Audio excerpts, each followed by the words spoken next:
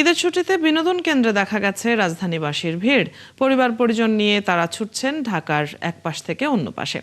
চিড়িয়াখানার খবর রাখছেন সহকর্মী শাহরিয়ার ইমতিয়াজ, যুক্ত হচ্ছেন আমাদের সাথে।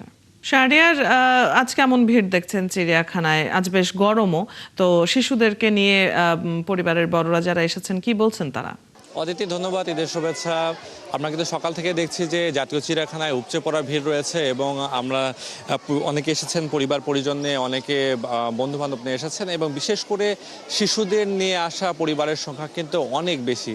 কারণ এবং শিশুরা প্রত্যেকটা খাঁচার সামনেই কিন্তু দর্শনার্থীদের উপচে পড়ার ভিড় এবং বিশেষ করে শিশুদের কিন্তু এই ধরনের যে তারা বাস্তবভাবে হয়তোবা তারা মোবাইলে দেখেছে বা টেলিভিশনে দেখেছে, কিন্তু বাস্তবে এসে যখন তারা প্রাণীগুলোকে দেখছে, বাঘকে দেখছে, সিংহকে দেখছে বা জলহস্তিকে দেখছে, তখন তাদের মাঝে কিন্তু এক ধরনের এক ধরনের উচ্ছ্বাস কাজ করছে এবং পরিবার পরিজন যারা এসেছে তারাও আসলে তাদের শিশুদেরকে বাস্তবভাবে প্রাণীদের সঙ্গে পরিচয় করে দেওয়ার ফলে তারাও নিজেরও আসলে আনন্দিত। আমরা কিছু দর্শনার্থীদের সঙ্গে কথা বলতে চাই।